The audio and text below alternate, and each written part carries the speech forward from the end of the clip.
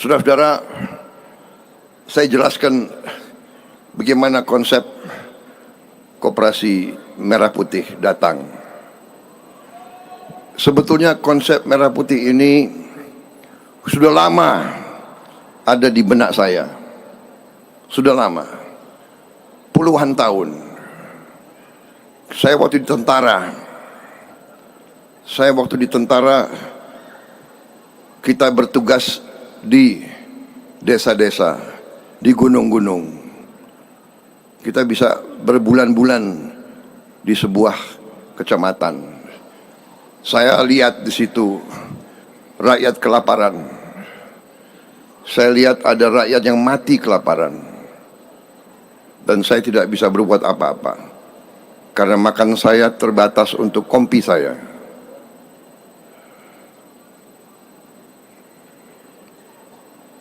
Dari situ saya lihat kita harus menjaga, kita harus memelihara kemampuan kita di desa-desa. Indonesia merdeka, perang kemerdekaan kita, kekuatan kita ada di desa-desa. Tetapi kita juga ingin jadi negara industri. Nah, untuk itu akhirnya dari dulu saya semakin yakin satu-satunya jalan untuk menjaga rakyat yang paling bawah adalah kekuatan koperasi.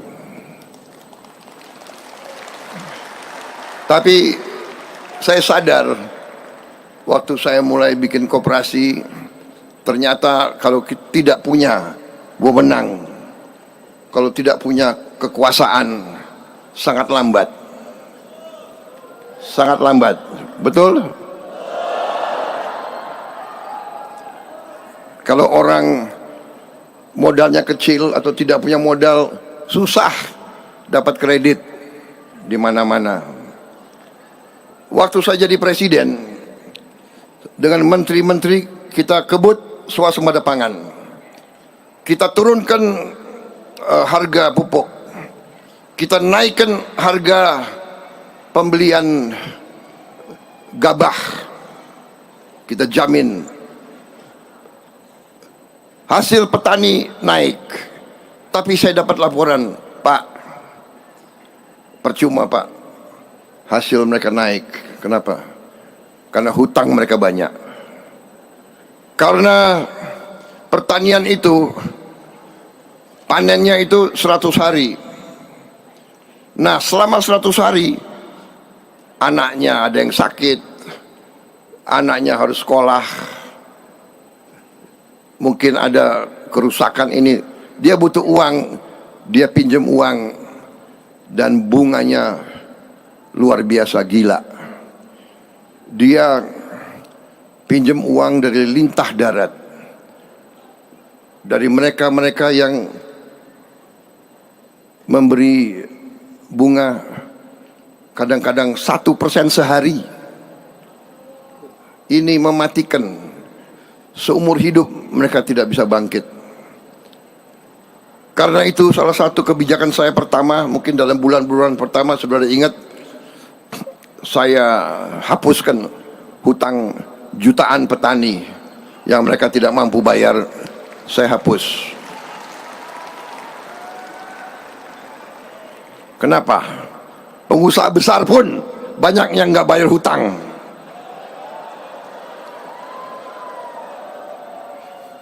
Enak aja, hutangnya triliunan nggak mau bayar. Habis itu pakai ini, pakai itu, apa namanya, haircut, apalagi restrukturisasi, ada istilah-istilah keren. Rakyat nggak bisa. Kemudian selain itu, saya berpikir tidak ada jalan. Rakyat kita harus bisa mendapat kesempatan pinjam uang dengan bunga yang murah. Jawabannya adalah harus ada koperasi simpan pinjam di setiap desa di seluruh Republik Indonesia. Karena itulah angka 81.000 muncul. Karena desa dan kelurahan kita di seluruh Indonesia jumlahnya adalah 81.000. Masalahnya adalah untuk memotong cengkraman para lintah darat itu, supaya membebaskan jutaan rakyat kita dari ketergantungan kepada itu. Dan akhirnya muncul lagi bahwa oh iya, pupuk bersubsidi bisa di koperasi, kemudian gas, tabung-tabung gas itu bisa di koperasi, kemudian hampir semua barang-barang subsidi bisa kita salurkan melalui koperasi supaya tidak diselewengkan.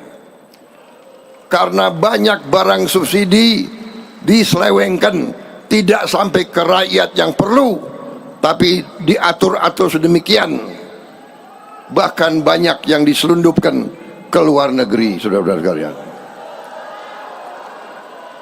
Itu latar belakang Koperasi Merah Putih.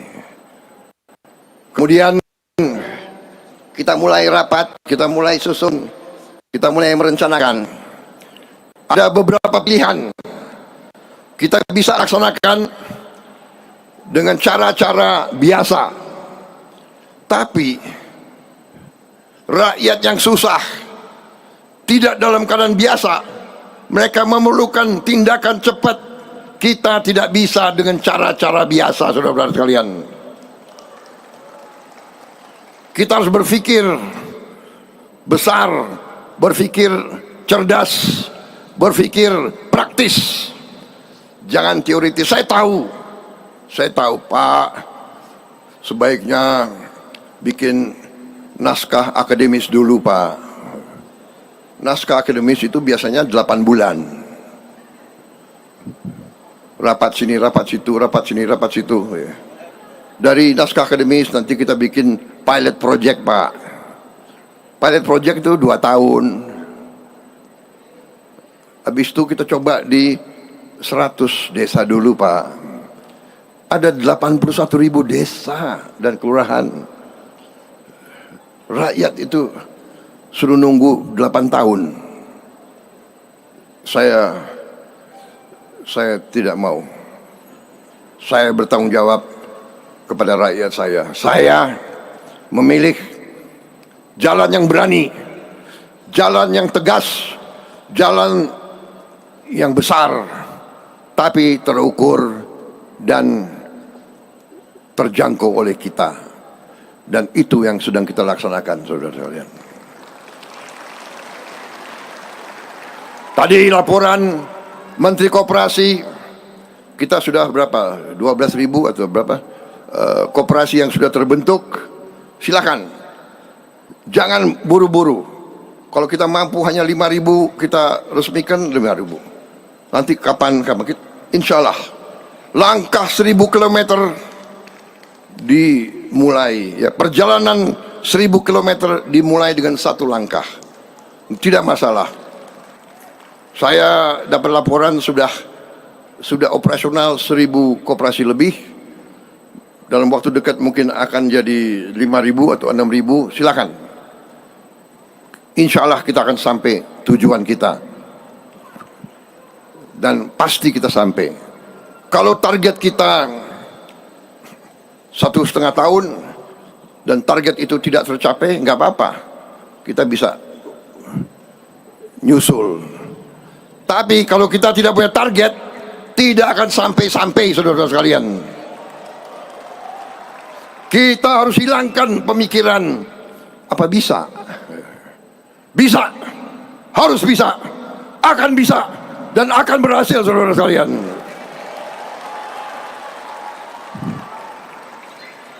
Menang atau kalah ada di pikiran dan di hati kita. Menang atau kalah, kalau kita berpikir, oh mungkin kalah, oh mungkin gagal. Kita sesungguhnya sudah gagal. Tapi kalau kita yakin menang, yakin berhasil, yakin untuk rakyat, kita akan sampai ke situ, saudara sekalian.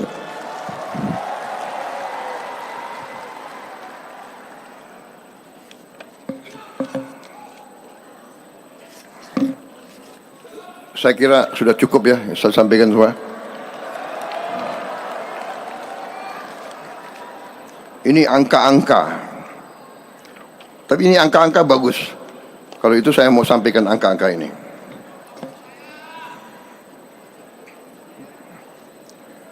Koperasi kita nanti, Koperasi Desa Kelurahan Merah Putih, koperasi yang anggotanya seluruh rakyat penduduk di desa itu. Seluruhnya. Dan koperasi nanti tidak hanya untuk simpan pinjam, tapi nanti akan ada gerai simpan pinjam kredit yang murah, mikrokredit dan super mikrokredit.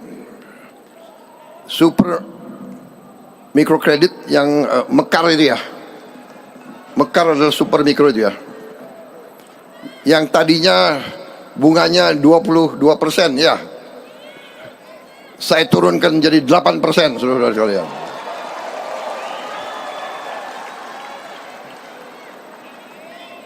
Saya maunya 5%.